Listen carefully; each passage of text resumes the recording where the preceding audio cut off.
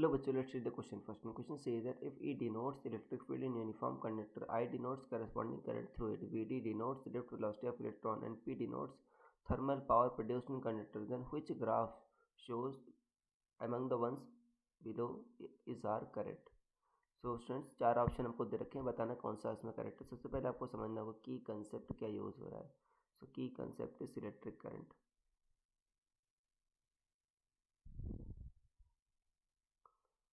की concept is electric current. तो जब इलेक्ट्रिक करंट फ्लो होती है तो आपको पता है कि अंदर आपका इलेक्ट्रिक फील्ड एग्जिस्ट करती है कंडक्टर के अंदर। कंडक्टर के अंदर जो इलेक्ट्रिक फील्ड होती है वही फोर्स लगाती है, उसी की वजह से क्या होता है, चार्जेस का फ्लो होता है। और जे इक्वल टू सिग्मा ई होता है। सिग्मा कंडक्टिविटी, ई इलेक्ट्रिक फील्ड, जे क्या है करंट डेंसिटी। और ये करंट कारण बच्चों आपका हीटिंग इफेक्ट जनरेट होता है, तो पी क्या होता है आपका आई स्क्वायर आर होता है। ओके, अब यहाँ पर देखो, और आई क्या होता है बच्चों, N E A V D होता है।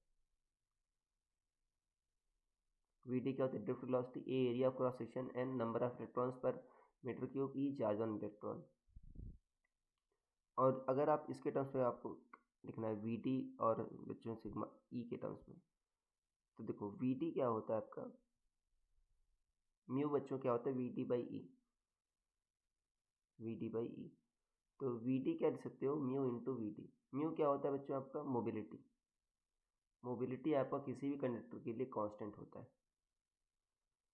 और यहाँ पर देखो कह रहा है पी और ई के बीच ग्राफ दे रखा है, पी और वी टी के बीच ग्राफ दे रखा है, पी और आई के बीच ग्राफ दे रखा है बच्चों। देखो पी आपका आई स्क्वायर के प्रोपोर्शनल है, राइट। तो बच्चों देखो वाई आपका एक्स स्क्वायर के प्रोपोर्शनल, तो ग्राफ तो आपका ऐसा ही आएगा। तो मतलब आपका कौन सा सही है, आपका डी तो सही है बच्चों, ये सही है। इसमें मल्टीपल करेक्ट हो सकते हैं। और वी टी आपका, सॉरी यहाँ पर गलत लिख दिया मैंने, यहाँ पर क्या है बच्चों आपका, ये वी डी क्या है, म्यू इंटू ई। तो वी डी आपका डायरेक्टली प्रोपोर्शनल टू ई है, राइट। वी टी आपका डायरेक्टली प्रोपोर्शनल टू ई है, इसका मतलब आपका ए भी सही है। अब ई का बच्चों हम पी के साथ वेरिएशन देख लेते हैं।